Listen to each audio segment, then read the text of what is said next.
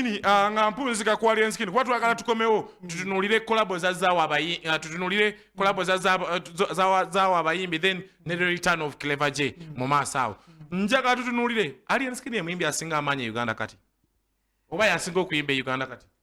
si yasinga okuyimba kati naye yasinga amaanyi kati ekimufuula okuba n'amaanyi ekimufuula okuba n'amaanyi ayina audience eyayina omuyimbi waayo n'agijjibwako n'eba n'ennyonto okumala ebbanga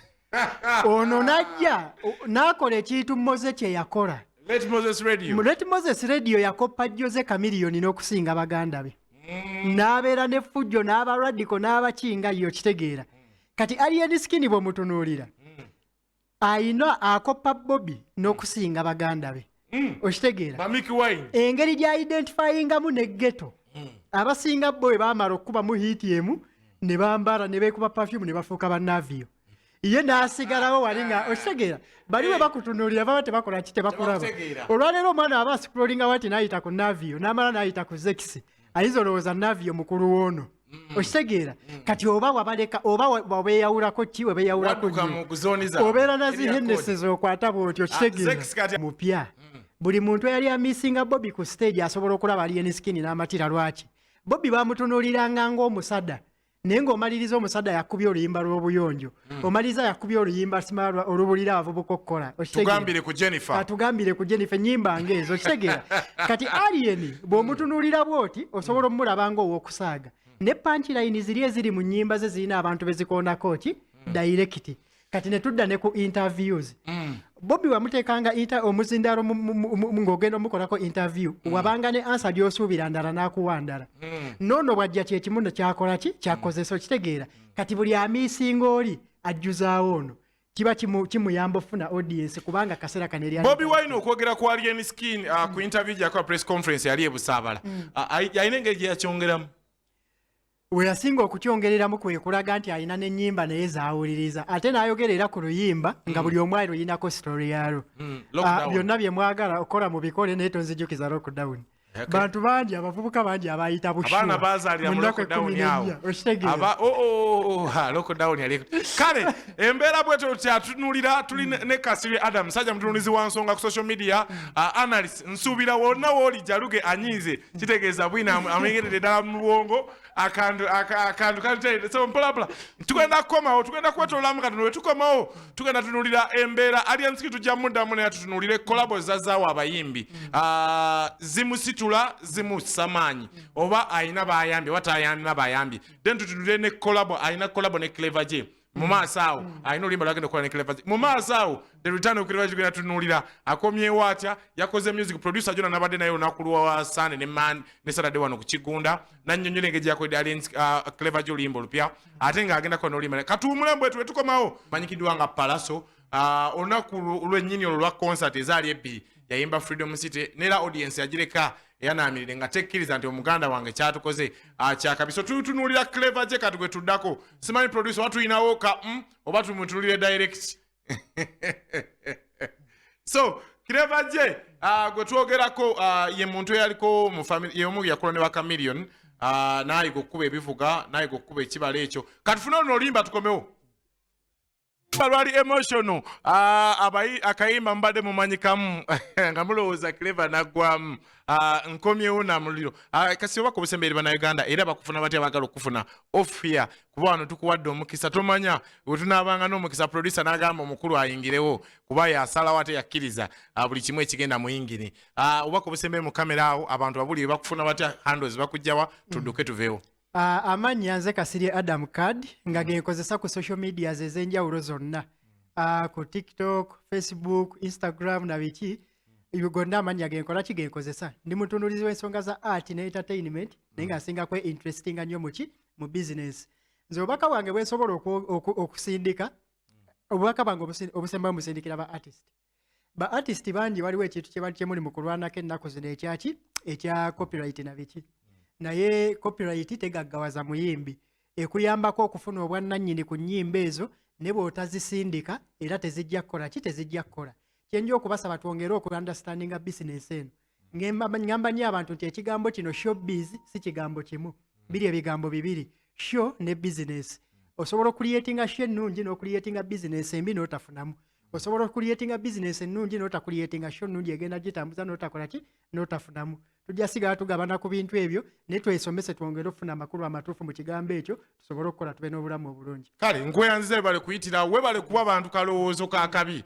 mu mbeera eno njagala okwebaza ttiimu gye tukoze nayo tukoze ne Kashmir ku kamera Jaluga atuddewo n'akuba kikalu n'abakulu abalala kitegedde kyaliko obusungu bungi jasi waggulu eri aluwaga nkulengere producer Amirimu waya hajati jali waggulu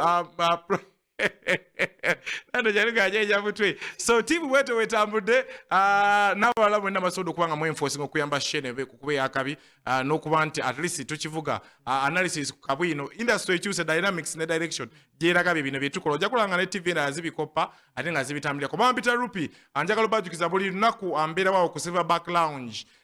Makindi awafuta Makindi SS kafuka kabi nnyo kalungi nnyo manager gidi badala Japanese soft promoter abe mbeerawo nnyo kaina entertainment abintu bingi ebyokunywa n'ebyokulya n'okoza akamotoka wenkoolezaawo mpolampola so tukwataka n'olunaku olw'enkya Monday to Friday Kawungeezi Express 10 mpaka emu bampita rupi king of analysis see happy promotion amanye yago agenda okugwaleeta abantu see you when you see me thank you we sign out gamba bakutadde simanyi kituufu ki wotunula oluyimba luno producer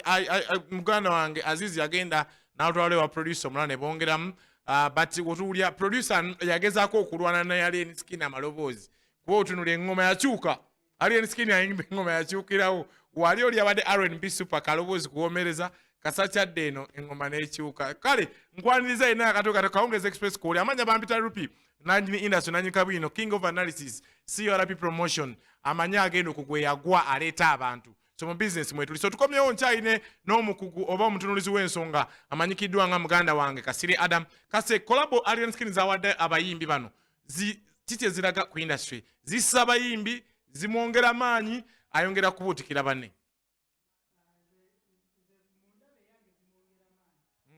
Lwansonga bw'oba n'omuyimbi nga wali wamukauntinga off oli najja n'amuwa Collabo n'ekola nadda kiba kitegeeza amuwadde w'amaanyi okitegeera yenna abaalaba agamba olaba asobola okuzza gundi kateero nange kazikole ki kandipira akole ki agimpa okitegeera naye ali selective ate tagoberedde nnyo baliko ssaawa eno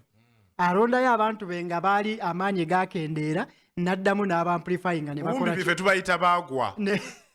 awa baagwa ne bakola ki kuba ayina Trekamani ayina Yangamulu Dax Katero Azizi wuyo ate ye abadde mu kiko kyennyini baaba okitegeera kati bw'abawa amaanyi ne badda kiba kitegeeza amaanyi agakola ki agayinamu yandibadde alippira be yasangawo nga kwebali ne kino kiba kitegeeza nti alina ekikye kyayagala okukola ki be yasanga ate bamukubye eŋŋumi nampiba Pallaso okitegeera so Collabo ze simbi Collabo ze nnungi n'engeri lyaziwamu n'abantu baziwa ate bwe baba nga bamala ne basituka ekyo ye kiba kimwongerako nga plus Collabo zino zijja naye nze ndaba teziweereddwa time aba yakakuwa Collabo na enkya because oluvannyuma lwa wiiki Alien ayinza okuta ennyimba 2 mu wiiki oba mu mwezi katubala Alien Skin ate ennyimba nga 4 5 Collabo waziwa omuntu because wowe omuntu Collabo waliwo time yokola video yoposhinga ku radio TV nokola promotion mu Collabo zino waziwa omuntu ate n'ata single tazibikira Collabo zino ekyo Uganda tubadde tetukiwa kitiibwa era sikiwa kigera tandikira ku Alien nti Sindi ajja n'awa Karo Kasiita oluyimba bw'amala n'alukubako engoma eki eyiye kiba kitegeeza gwe Alien gwawa oluyimba oyina okuba ng'oyinamu amaanyi agagenda oddusindika lutambule okusika kuzaabalala kuba olwaleero osobola otunuulira Collabo ze n'ogamba nti mu Collabo ze yakawa abantu mitwe y'amaanyi okuviira ddala mu execution we baagikola ne mu promotion reception abantu gye bakoze eki gye bagiwadde okitegeera kitegeeza nti gwe bw'omala okukola ne Alien wiiki eno suubirayo okufulumya ennyimba endala 7 mu wiiki yemu eki eyo kati kibadde oli okuba ng'osobola osindika oluyimba luno ne lukola ki kubanga bwe kizenga kikolebwa omuyimbi awamu ne Collabo kuba Collabo ze Uganda ezisinga ziba za vibe tebatuula giplaningira intentionality yaffe ekyali wansi tugikole bwetu tetukole video tugikolere artwork atambule tebibaawo besinkana ebibakubye ne bibakuba ne bakwata vibe ne bakola Collabo ne bagita ate ekyenjawulo Alien Skin kyakola Collabo wagikola kati nga wetuli wano olimba ne luggwa ng'akubira omwana wa artwork owayikola ekifaananyi olimba tulutadde ye yagamba ataddemu mwabawuliriza mwe mutereezaamu oluyimba aluteerawo buli luyimba lwolaba lwa Lenskin olwakatero twaliyo mu studio ku Baltimore Records awo ku Salama Road twamala dukola ekyo sanga 8 naye gamba kati oluyimba lufulumye nti basebo kiki tuba tutuuka ewaka bwe tuti nga ku YouTube kweruli okitegeera so okay bangi bawadde Collabo Aziza Zoni bakwongedde Collabo bamwongedde Kabako bakuwadde ne champion Guno babagasse wamu gundi Rama Pink bamudiza sente ze Crystal Panda naye bamuwadde bangi abakyala mu pipeline bitone bakumye omulala gwe bawadde lili pazo bakuwadde so bikyali awo mpolampola waliwo awo gwe bagamba gwe bafulumya emisinde OS Suna eyo tebagitegera balina olugezigezi lungi kyovulaba yafaanana bwetyo waliwo omulala yali akwali bwe yagendayo n'amugamba njagala Collabo kakati ekiriwo tugende tugikole wanne simu Sasha Vibes akwata ebifaanani ndowooza kati Collabo ogenda ogikolera ennesimu okola ki wano trespassing tukomyewo kati tugenda batutunulira ensonga omwana mulenzi Clever J